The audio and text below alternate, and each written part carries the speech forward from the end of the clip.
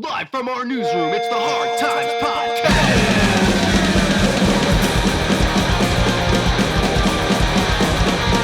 With Bill Conway and Matt Sankum. All right. Pierce and Gigi, welcome to the Hard Times Podcast. How the hell's it going? No answer. Just no response. Is it going well, guys? Is it going well? You weren't expecting the hard-hitting questions right off the bat, you know? Yeah, we usually lob a couple softballs, but we dove right into it. You just fucked me up asking me how am I? This is some COVID shit going on where people just don't interact anymore. Hey, how's it going? Pure silence. How is it going? Do I lie? Do I tell the truth? You two live together? Yeah. Cool. Do you live in like a punk house with some other people interested in the music scene or what? Everybody who lives here plays music. There's three of us. When I feel like, punk house has like a connotation now of being like dirty and fucking gross. Mm-hmm. And like we just graduated from that era of our lives. Okay. So clean sheets for any guests that come over, like a guest pillow. We have a guest room. Yeah. Whoa. Right. Whoa. We have a guest room, y'all. This is a punk house. It's a punk mansion. Yeah. Can I have a job? What's going on? Are you hiring? You have guest rooms? I don't. There's the way that I want to respond to that is not safe. So I'm. Hey, look. You know the great things about podcasts is that if you tweet something, you got to worry about it. Podcasts, most people don't care. So I would just let it fly. Yeah, what I'm saying? We're doing our thing. We're doing our thing in here. It's a nice, cute little house. We do our best to keep it clean. There's 2 cats. There's 4 rooms. That's great. We live in a cul-de-sac, which is amazing. Oh. Okay. Yeah, I know it's weird because it's in Philly. You think there's no cul-de-sacs, but there are some. Do you not have shows at this house? Nah. No, yeah. Fuck shows. Fuck the scene. We were thinking about having just like the odd get together dance party type thing. We got like a lot of room in here that we could use for us and our friends to cut a rug, but then all this COVID shit happened. Yeah, for sure. It's just a shame. We moved in like December and we were trying to have a housewarming party in like March. Yeah, like this time last year is when we were moving into this house. So at least it gave you the opportunity to get it like in order the way you want it. You have like a full year and change to make this exactly. So when that housewarming party hits, people are gonna be like, holy shit. Yeah, this house has been very lived in for sure. I've already thrown a chair into the wall and like made a hole, so it's like, what I'm saying? We've already like put our. What was that argument over? It wasn't actually an argument. I was listening to Third Face. You just went for it. And it's just, like. You be listening to like heavy music in your parents' house, and you're just like, if I could, if this is my house, I don't know. But see, this is my house. So if I want to throw a chair, I can fucking do that. Yo, I'm sorry. Gigi's cat is like going crazy right now. Like, what do you do? About to throw a chair. Third guest. He's like seeing the highest thing he can climb on top of. It's fucking. Yeah, your house is not at all a punk house because I see you have ceiling lights that are like, they're like inset.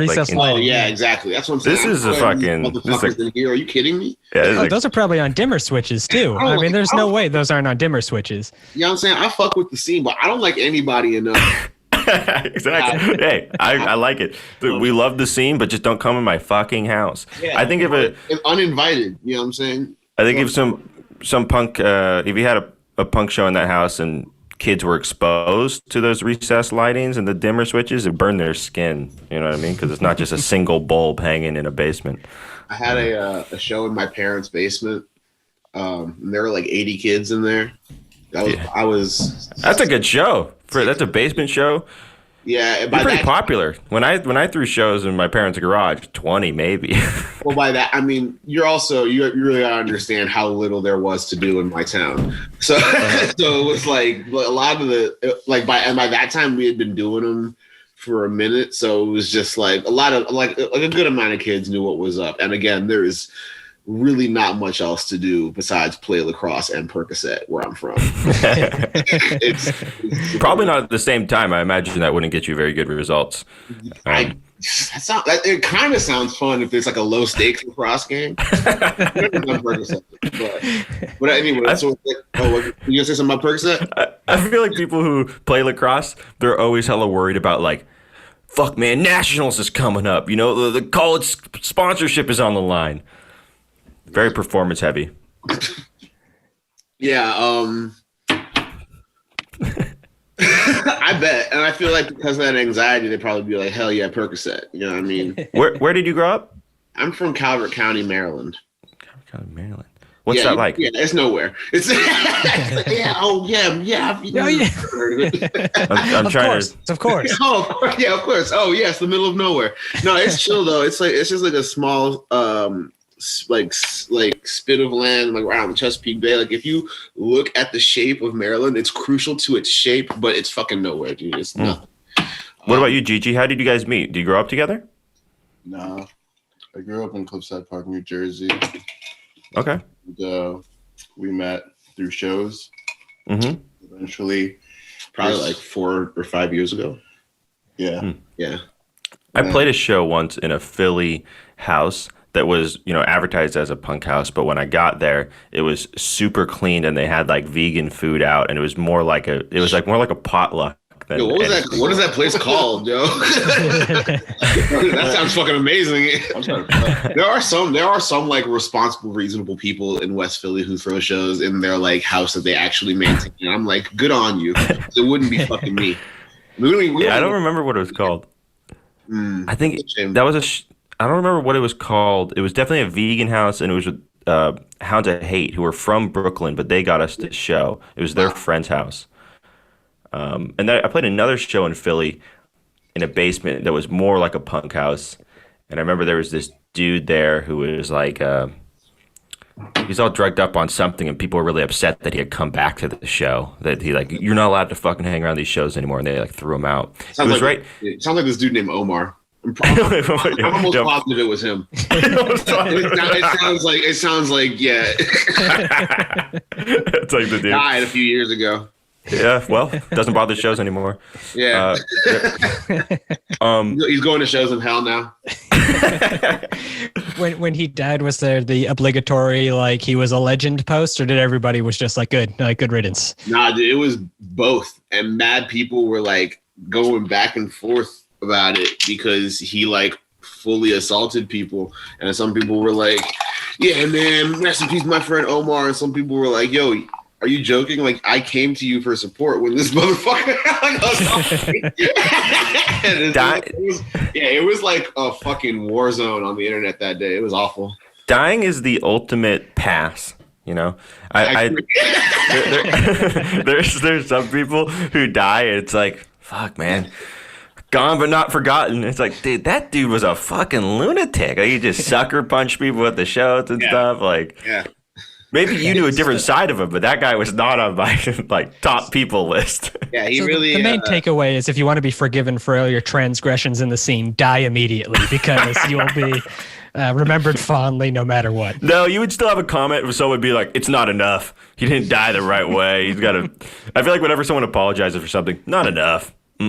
No way. Not gonna work. It was just like, you know what I'm saying? People didn't want his memory like, canonized in Philadelphia history. I can understand that. It's like, you got beef with somebody and you got to walk past him every fucking day. Who wants that? That's the worst part about being part of a scene. It's like you just like don't like someone or something like that, and you just see him. It is if you're like a wuss. Just like in life, you're gonna deal with, you know what I'm saying, not liking people and shit. You know what I'm saying? Like that's just how it is. I just don't 100% love the notion that I had a beef with someone when I was 14, but I still see them once every 6 months at a show. I don't. It really depends on what kind of person you are ultimately, because I'm the kind of person who will hold a grudge until the day I die. And so for me, it's like that hatred just stays, burning deeply in my stomach. And I try to like talk to myself, and like when it gets to be too much, and be like, look, this is going to become unproductive soon. You know what I'm saying? So, but it's like, maintain it. But yeah, I mean, like other people, just want to like, just talk it out and shit. And I respect that. Because I'll be like that too sometimes. But like a lot of times, it's just you don't really actually ever get the opportunity, to just. I one time got invited to talk it out. Maximum Rock and Roll invited me to the Maximum Rock and Roll house to. I think the invite was to drink hippie juice and just settle it. I was like, no. Is this I like don't know what it is. was this an Evite that they sent you, or what? No, this is a long time ago. This is a long time ago. Okay, guys. I can't keep asking you questions about drugs. Yeah, it was some sort of alcoholic beverage, which I refused. Hippie juice sounds to me like something that you drink, but it makes you hallucinate. I'm trying to think, like, what the fuck is that? Yeah. Besides, Just like, just be bong water. Absinthe. You said bong water. It could be like a mushroom water. tea. That's true. Actually, it probably was that. Yeah, mushroom tea is fire. Guys, I'm listening to your music. I love it. It's awesome. Tell me about when you get started. Tell me about who you're influenced by. And I also want to know, I hear a little bit of when I was younger, I forget what the band was called, but a lot of sudden starts and stops, kind of almost like a jazzcore thing where you would sometimes just throw it into a different thing all of a sudden. Mm-hmm. So I want to know what you guys were thinking when you started writing this music. Well, can I take, before we get there, can I take one guess? Because there's an influence that jumps out to me, and it's certainly on the first song of Songs to Yeet at the Sun. Discordance Axis. Was that an influence by any chance? You already know, dude. All right. Fucking know, yeah. There we go. Yeah, all right. Discordance Axis is big. Like, that's New Jersey. You know what I'm saying? It's like, I feel like I wouldn't say it's like not too many bands that we can agree on, but I wouldn't say it's also like a whole lot that all four of us can agree on. Mm-hmm. It's like a good amount. You know what I'm saying? We like each other and we like the same music. But Discordance Axis is definitely like we all fuck with that band for sure. When MySpace was around and you could set songs on your MySpace profile, I had the Discordance Axis song, I forget the name of it, but it just starts off with the dude screaming for like 30 seconds, like almost a cappella. So I found like the most like grating song that you could find just to like get people off of it and be like, all right, this is what you're going to hear coming to this page. It's Discordance Axis, grind as hell. Yeah. Please leave. But yeah, as soon as I was listening, I was like, wait, that opening scream, that is some Discordance Axis, right? That stuff right here. And I'm in. I got into Discordance Axis because of Revolver magazine. I used to read Revolver magazine when I was a teenager because like the only way that I could learn about like heavy music aside from like my friends was like, like the internet and like magazines. Like there was no show. They were like, before I started like throwing like house shows, there were shows in my town, but they were like at churches and shit. And they were just really, really infrequent. And they would stop and start a lot. So like in the between times when there was like nothing happening, I would just be like trying to play music with people, just obsessed with the idea of doing it, and like looking in like magazines and on the internet for just like new bands and shit. And Revolver had this really fire issue that honestly changed my life because System of a Down was on the cover, but then they also had like a big editorial about grindcore. And like a bunch of like influential ass grind bands, and Discordance Axis was on there. So I looked them up and I was like, Yeah, dude. I think that it's interesting how we all used to learn about music. It's changed so much because there's definitely the like magazines were this huge thing, and then like SoulSeek was a huge thing. I had an older brother who would just like hand me an iPod filled with music and explain the bands to me. My older sister would do that with CDs because she listened to like a lot of heavy shit and got me into it like initially for sure. We're actually a part of Revolver now, so yeah. That's hilarious. I love that magazine. Have to say that we have to say that each podcast.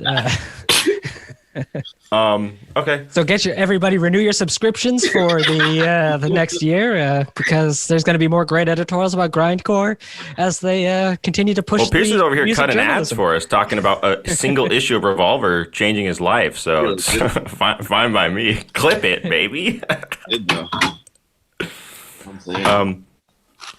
Okay, so how long have you guys been a band? 5-6 years. Yeah, Jesus, it's been like 6 years, or it's almost. I guess it'll be 7 this year. 2014 we started. Damn, that's a good clip of time. When did you guys first start hitting the road? Yeah. Anniversary tour's coming up. Dude, it's probably gonna be our first show back. But I'm sorry, what was the question? What show? Oh, probably our 10th anniversary show will probably be our first show back. And tell me about when you guys first decide to go on a tour. Tell me about booking it and all that sort of stuff. I've been through that process before, but I want to know, when did you guys decide, okay, we're gonna take this show on the road? Well, I mean, honestly, from jump, like, when the band started, I was in like a very like depressed ass place in my life, and honestly, it hasn't really gotten any better. It's just changed forms, but like it was really bad then. And like before we started the band, I was like thinking about just like quitting music and trying to like get my act together or something, because I'm like, I'm fucking 22. I need to start thinking about, I don't know, I guess what I thought, like, You were 22 thinking about, I got to start thinking about my future? That's incredibly responsible thought to have. I was midway through college. Okay. I was like not planning on going to grad school. So I was like, I don't know what fucking job or anything I'm going to get or anything. I was like, I was trying to do music, but I was like, yeah, I'm trying to do music. Like, but Ruben texted me and was like, you trying to like get on the mic in a hardcore band? And I'm like, did he actually phrase it that way? Because that's an incredibly cool way to invite someone to be a part of a band. Just a text just pops up. You want to get on the mic in a hardcore band? he said, hell yes. He said you want to scream on some heavy shit, something along those lines. But that is like basically what he said. Like, I think it was like, do you want to scream on some heavy shit? And I was like, I was just like, man, like, at the time, I was like living with everybody. I've always lived in houses, like since I moved to Philly in 2011. Like I've always like lived in houses where it was like all like musicians. It's always been like the thing that I was trying to do while I was like living like my official life or whatever. And you have two lives? You have your official life and then your punk life, or your music life? It's like, you know what I'm saying? It's like my parents like know that I like do music and shit, and I've always been trying to do that, but it's like, I was also going to college. Except for during that time, I was not going to college because I was losing my mind. But I digress. It's basically like he hit me up and I was like really ready to quit because like the last band that I was in had just finished, but I was living with the guitar player at the time who was starting a band with one of my other roommates. And then they put out an album and like everybody liked it. And I was like trying so hard to like be a good friend while also feeling like I should just quit. What band was this? It doesn't matter. So he was, so I was just like, I'm unsure of that. You still don't want to give them the shout out because you're still mad about their success. I'm mad about it. I just don't want to, put my mans. Because it's like me and my man who like we were jamming together. We're still like, what I'm saying, we're still good. Yeah, for sure. What I'm saying, just went through all these places. But like, so I was like listening to them like write these songs that I knew everybody was gonna love, like Through the Wall, and I'm like, man, I should fucking quit. And then Ruben texted me, and I was like, all right, fuck it. I'm gonna just do this. Because I did like vocals, like just vocals in a band once before, but I had never been like only the vocalist and the only vocalist, because in that last band where I was a vocalist, we had two standalone vocalists. So it was like a beatdown hardcore band, because that's the only type of band I associate with two vocalists. So I will tell y'all about this band. This band was called Teens and Trucks. We are still, like, you can still listen to the free songs that we released on Bandcamp. We had others and they were fire, but no one's ever going to hear them. And it was like me and like my friends from high school. And it was like me and my friend Lee were the singers, and it was like we had no bass player. All of our bass shit was played by keyboard organ player. Keyboard with organ setting. So basically, it was like if the Doors were a screamo band and had two Jim Morrisons. That's what we were called. we either called it that, or we were like, we're just interracial screamo. I think Bandcamp should start having categories that you click on them and it drops down. And it's the Bandcamp categories. I feel like people just be saying anything. If you look at people's tags and shit, you could pornify the different like two singers, right? Interracial screamo. You could just pornify the whole thing. That should just be an app in itself called Pornify.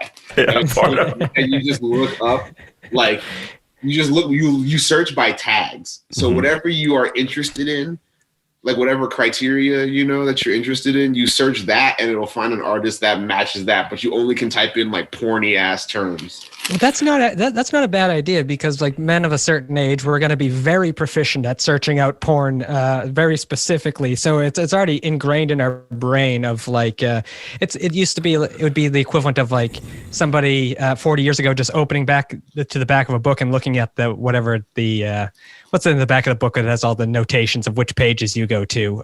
Fucking glossary? I can't even remember. Yeah, no, glossary is at the front of the book where it explains. Oh, citations. What is that? Bibliography. Bibliography. Is that it? I think that's it. Bibliography. Oh man, this is bad for all There's of an us. English teacher losing their fucking mind listening to this podcast And right it's now. sad because I was an English major. Yeah. Anyway, pornify everything. Let's just go with it. Pornify. Anyway, moving on. What I'm asking is, why can't Bandcamp tell me which hardcore band has the best asses? You know what I mean? That's what I need to know. Like, is Judge actually pretty thick?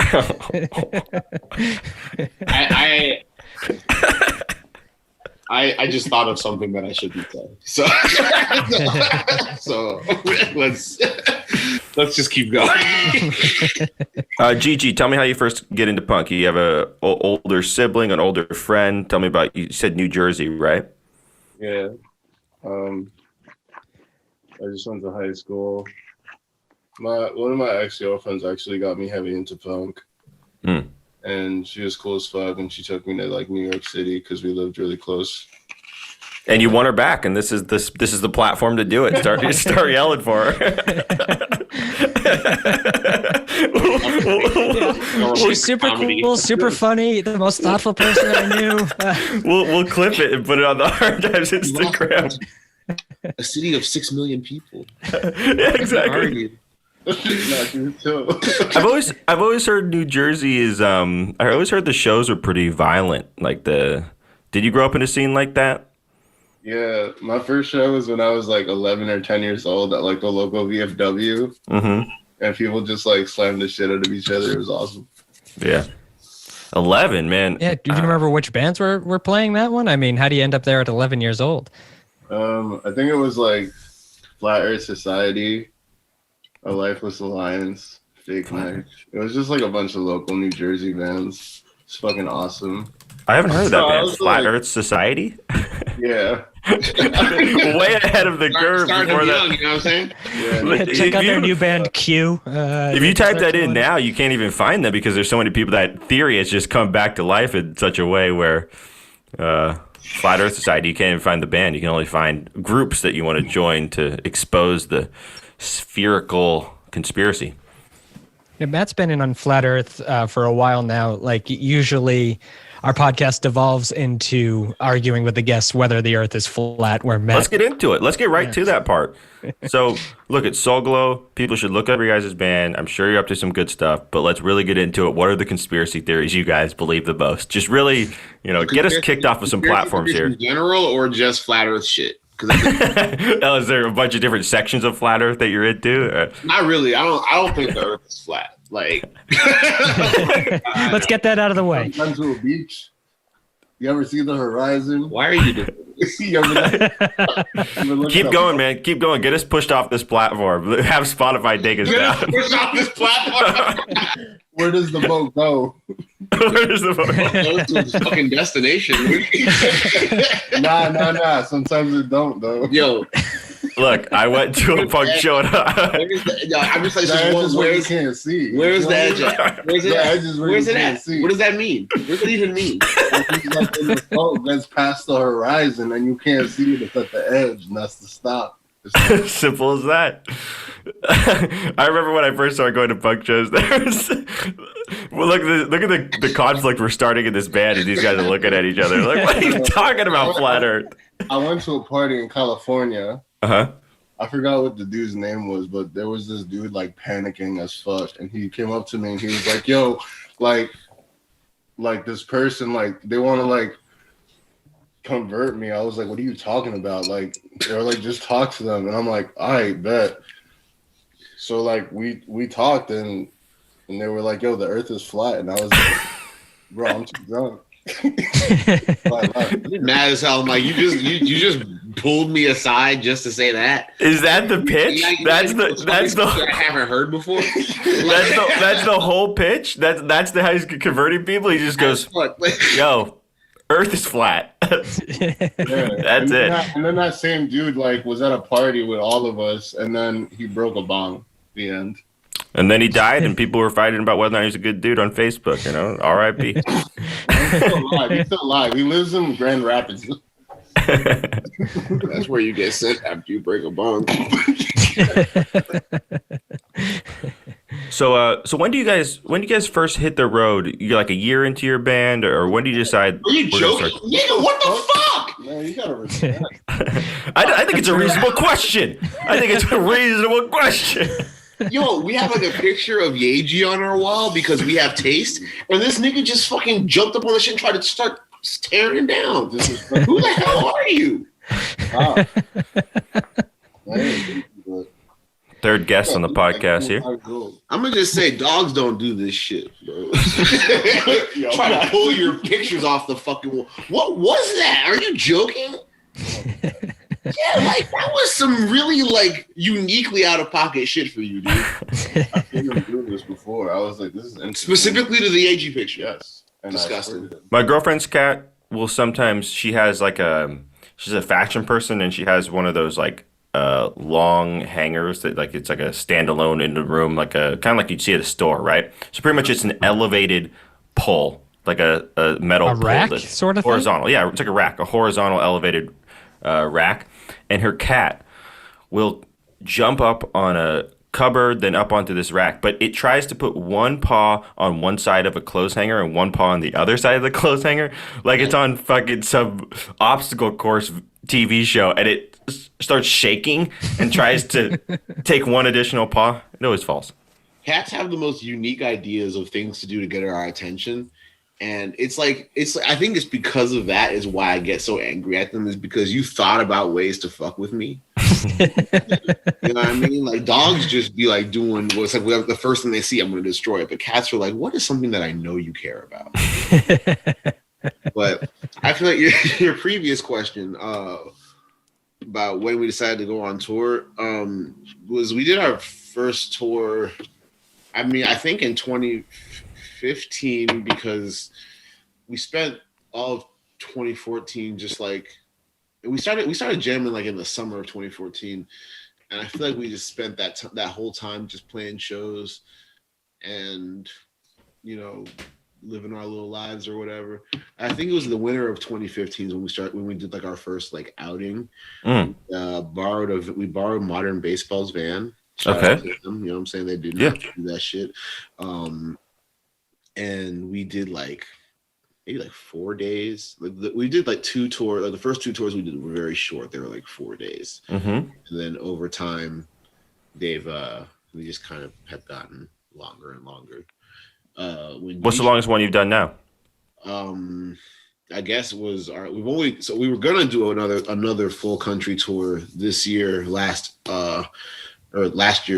April, but then the virus. That was going to be 40 days, which would have been our longest trip ever. But so far, I think that's got to include Canada too, right?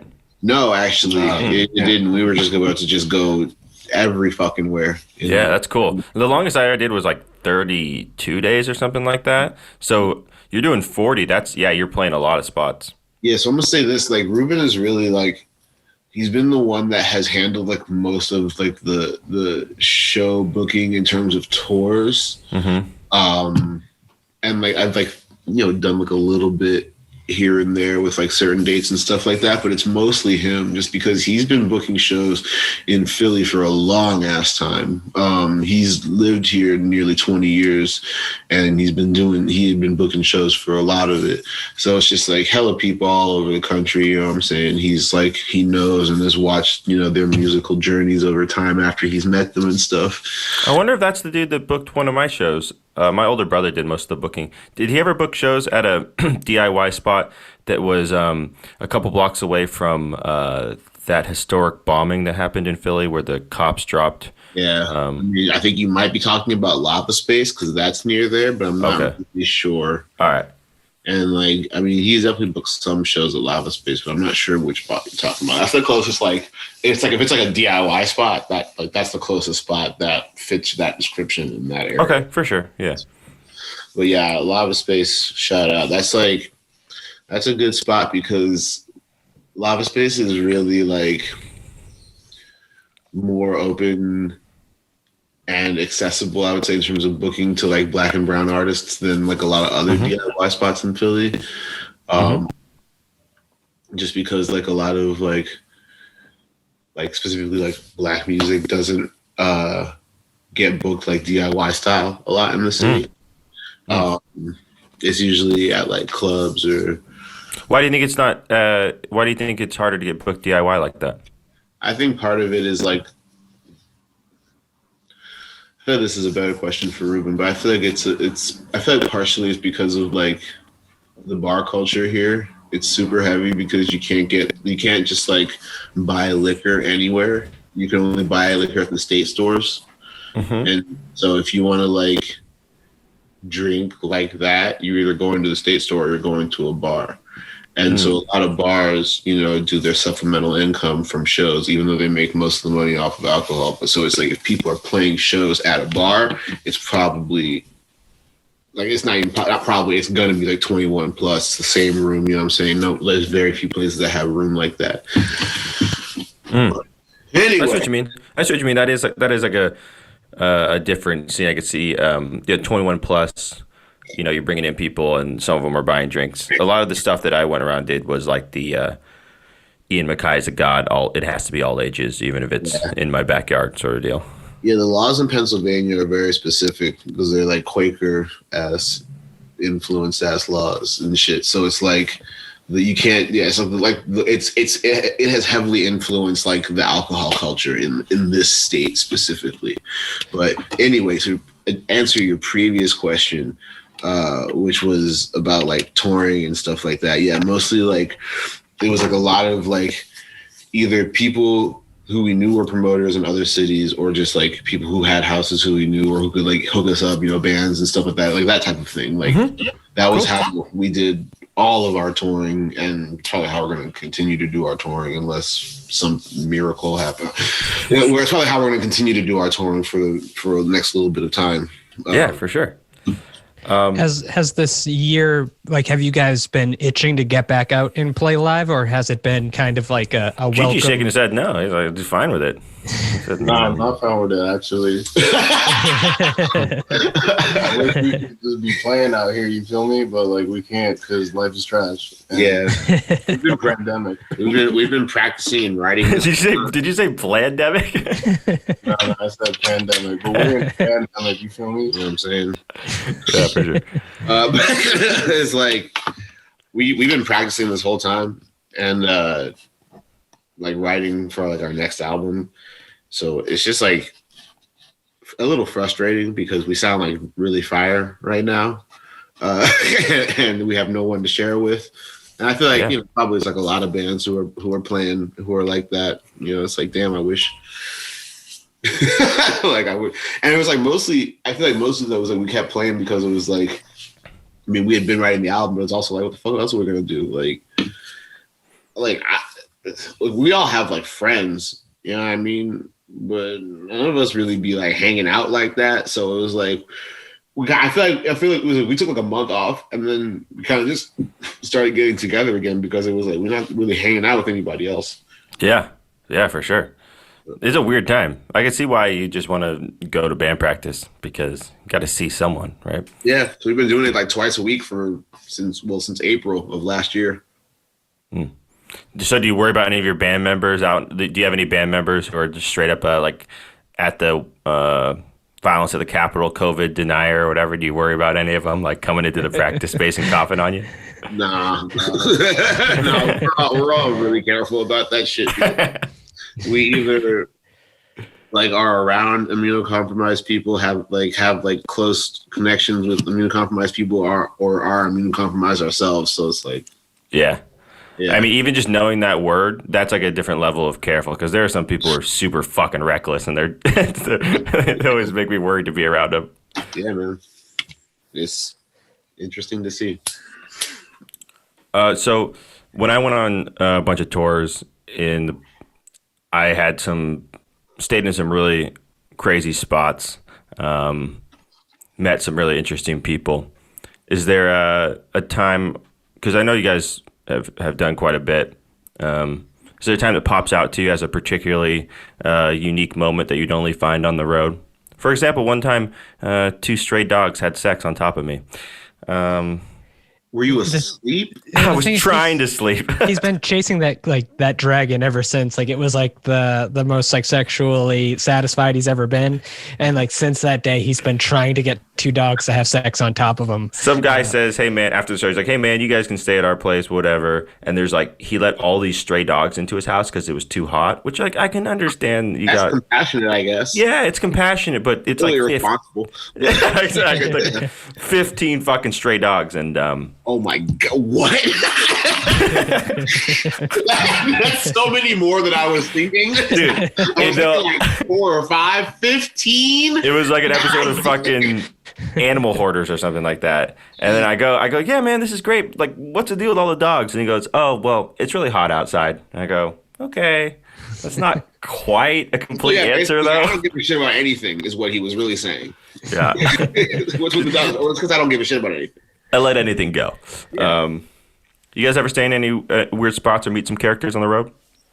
When I was in Toronto, Canada, one time, I saw this lady shit in a flower pot. I mean, that's just fertilizer. I mean, that's just a solid gardening technique. I don't know. Like, she already knew, you feel me? Why is it illegal? You didn't get arrested that day.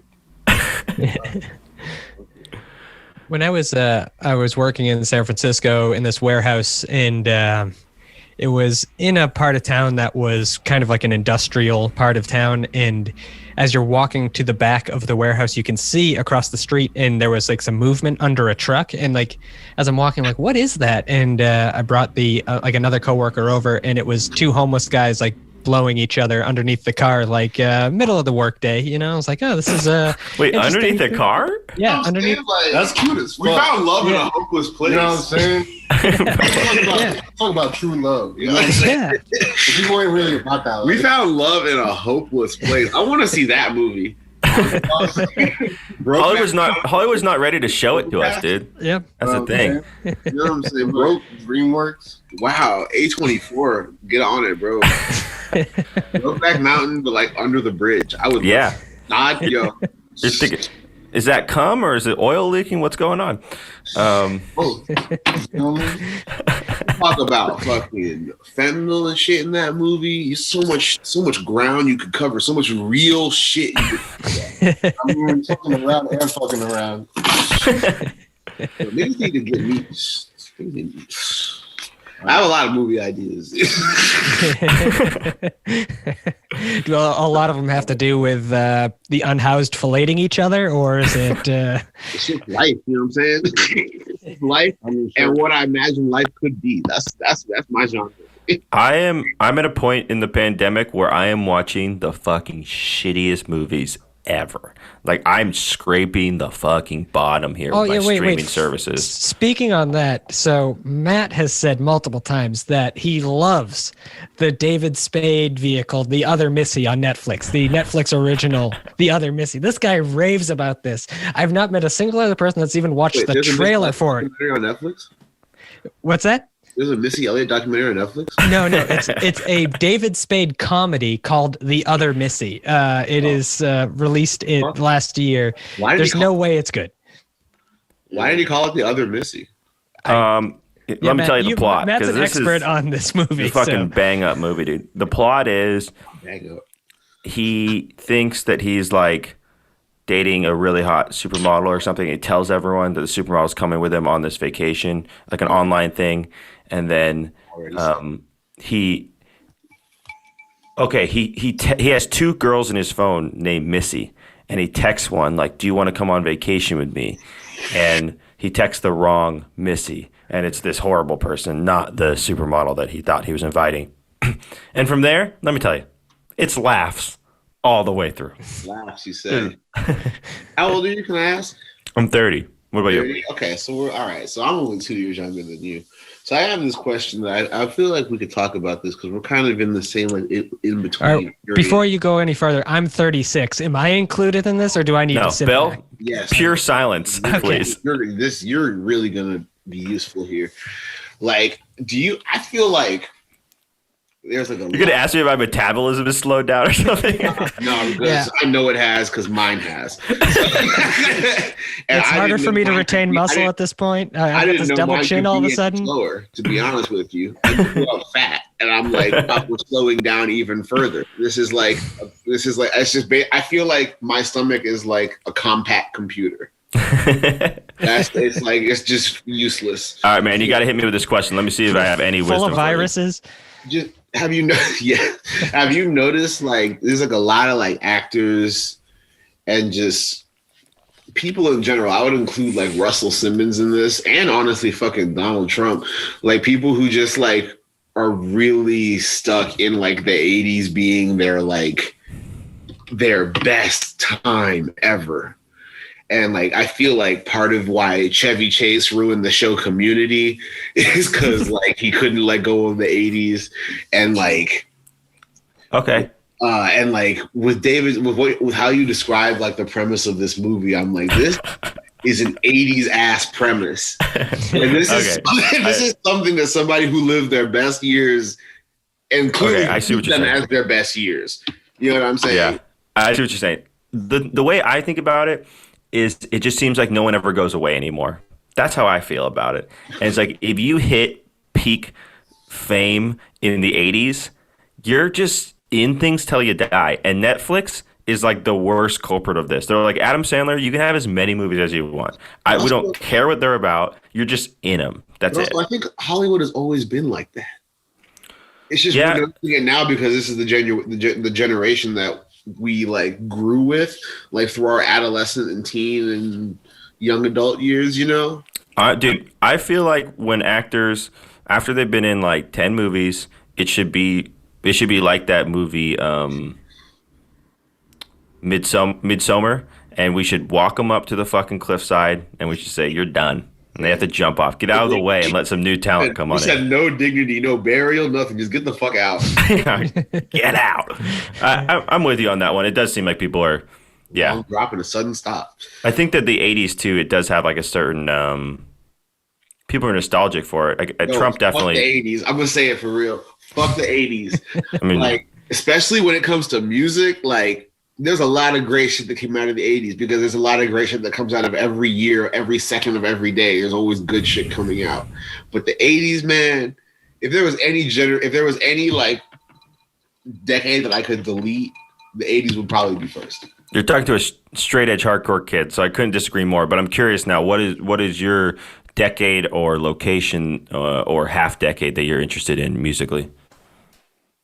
Like for me, it's like. For me, it's like Washington, D.C., early 80s. I like New York hardcore. And you know what I mean? Tell me about where do you look at? I don't really have one. Because, like, I mean, I can tell you about, like, the shit that I like, I guess. But it's, like, it's from, like, but like I have a Prince tattoo. You know what I'm saying? So I fuck with the 80s at least a little bit. You know, but, like, when I think about my influences, it's a lot of different stuff from all different time periods and places and stuff. But like for me, it's just Agnostic Front. That's it. That is.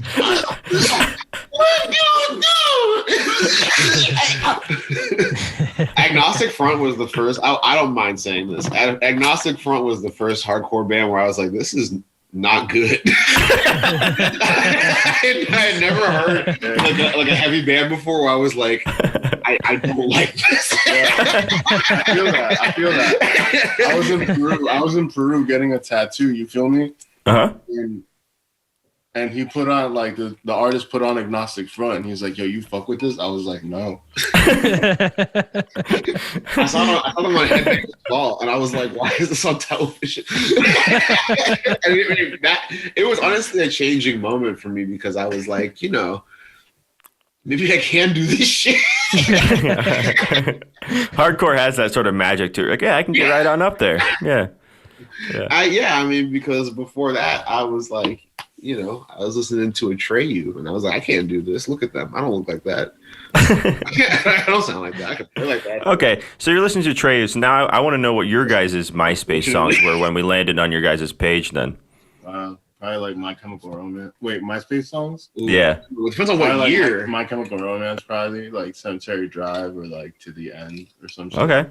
Yeah, GG Heavy on MCR. Right. It was depending on what year, you know what I'm saying? I feel like probably 2007, it was probably like See You Next Tuesday. 2008 and 9, it was probably the Number 12. Okay.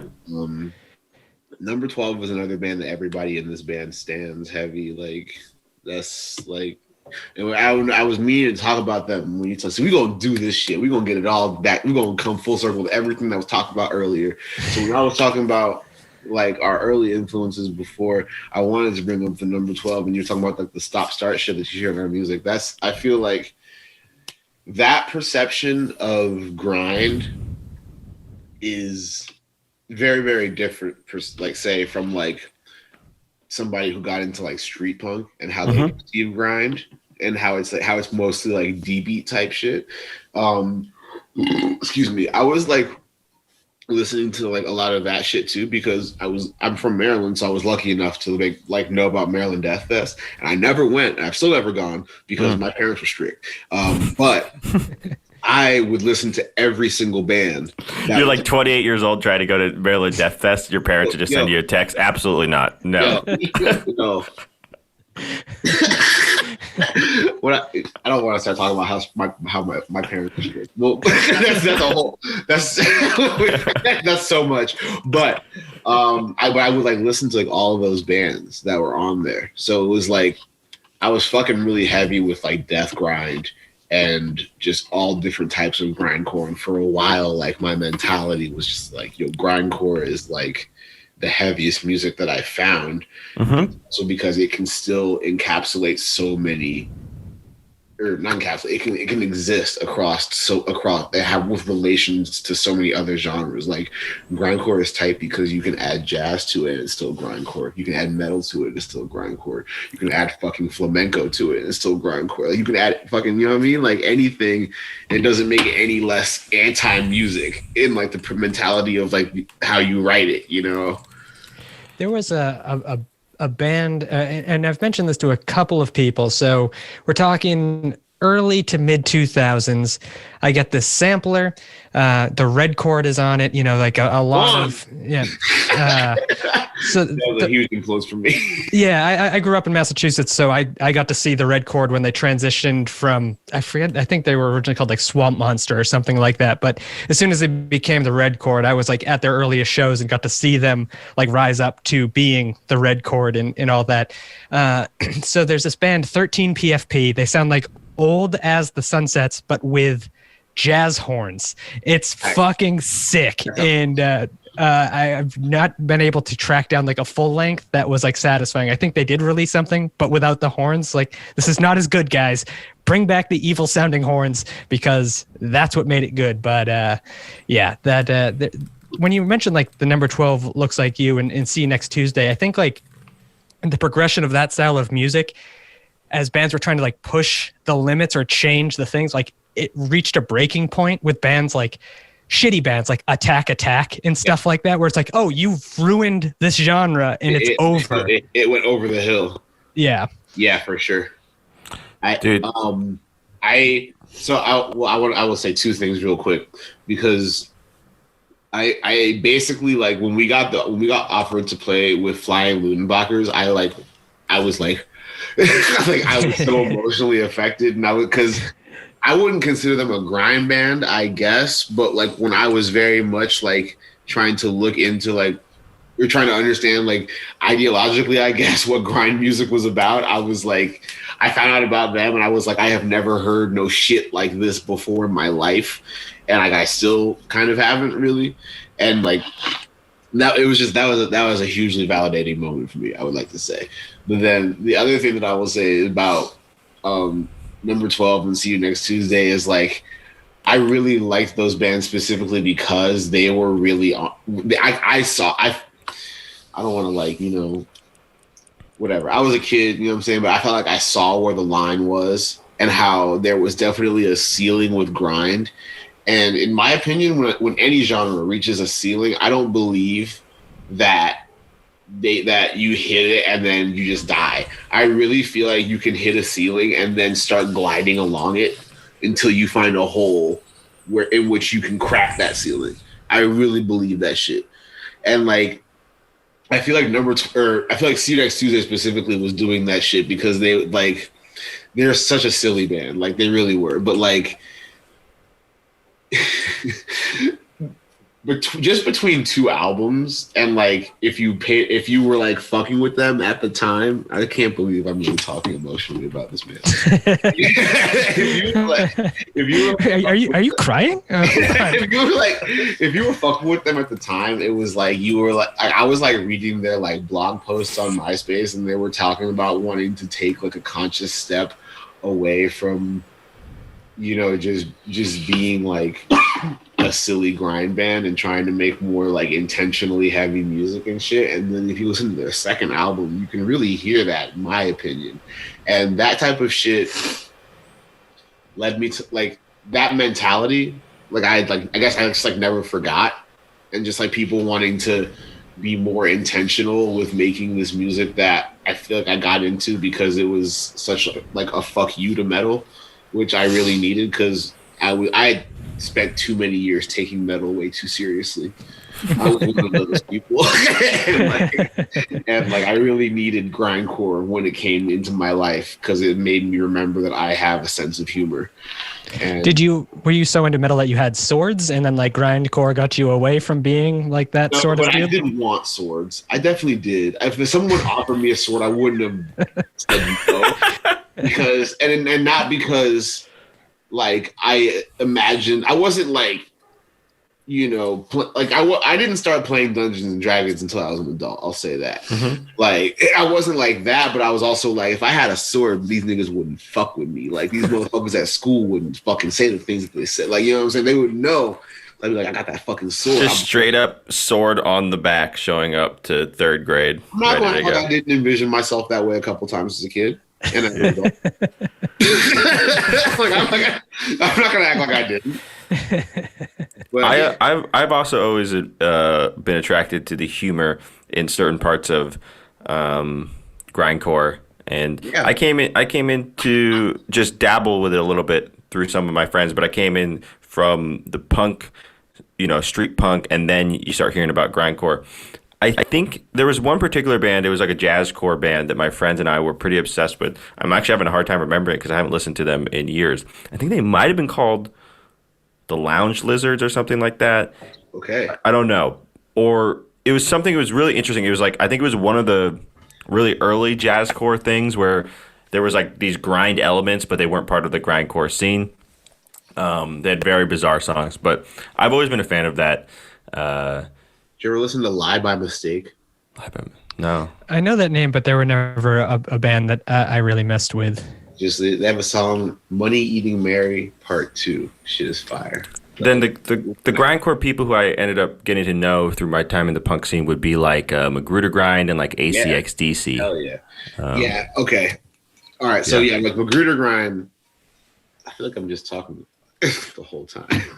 Right. you keep talking. It's chill. I don't talk about grind as intensively as you are. Yeah. I've never even heard Magruder Grind, so yeah, it's so funny. This band's second show was with them, but you know what I'm saying? I wasn't there for that. You feel me? I joined like 3 years later. Yeah. I think I played a show with them at the Hazmat in Oakland. I think it was a sick show. I was either in the crowd or we played that night. I don't remember. Show you a bunch of grind. I bet. Yeah, Magruder Grind is fire.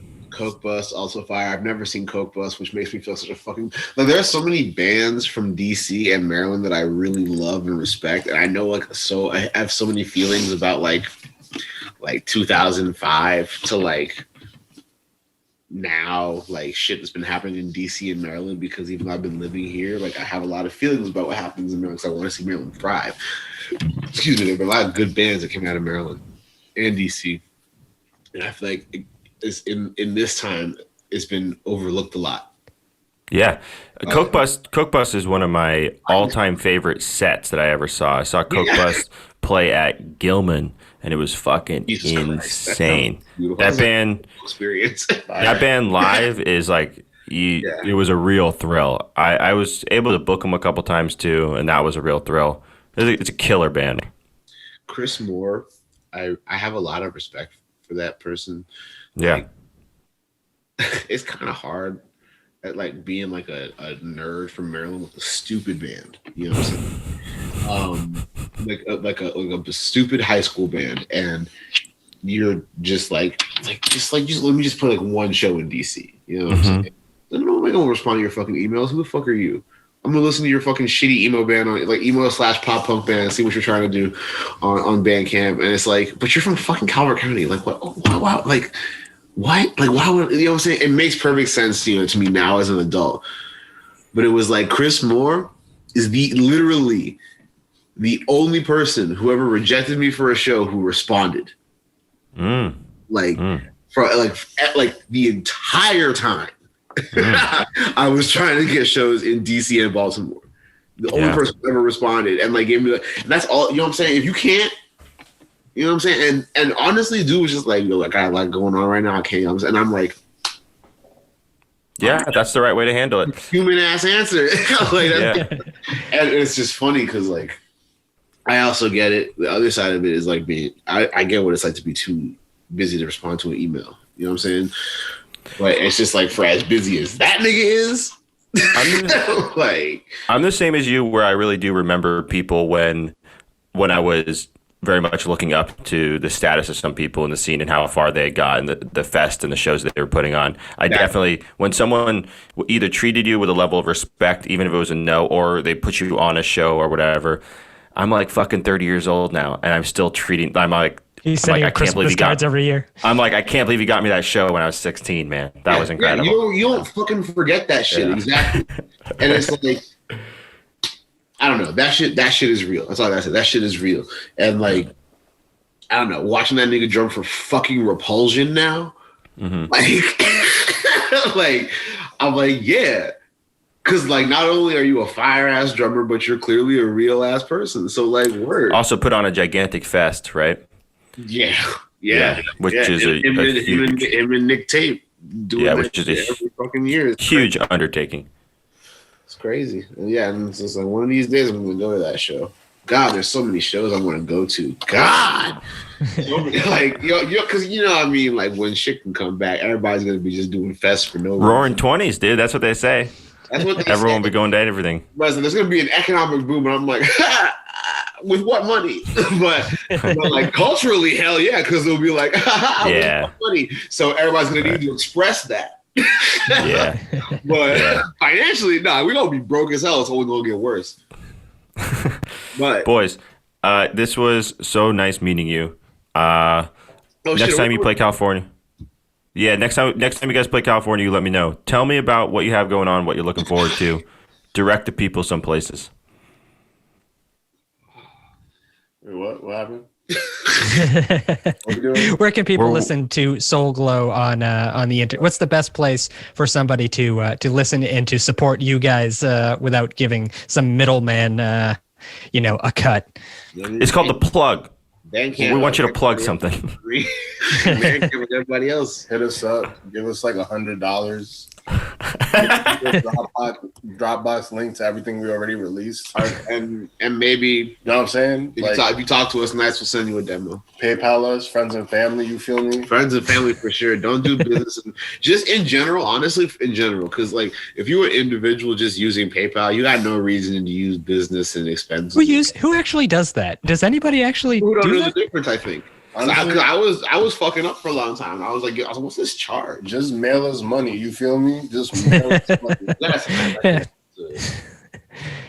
Yeah. Every once in a while, I'll like pay a friend to like design a T-shirt or something like that, and they've got their business set up where I can't just pay them as a friend. I have to pay them for their services because they want to be official.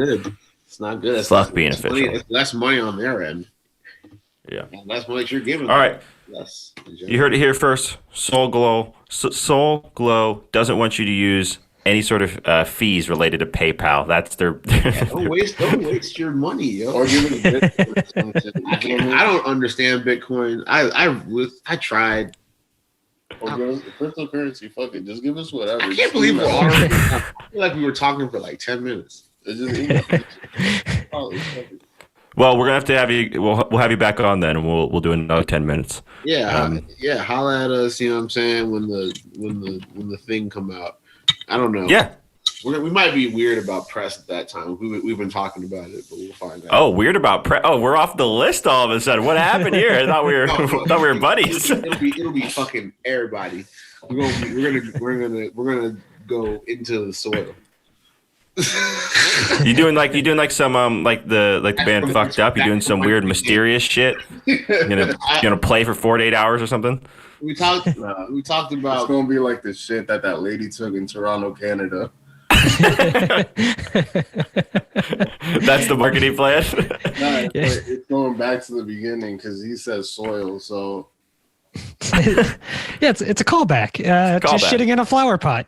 Oh, I forgot about that. That's what I'm saying. We're gonna bring it back to the source, the root.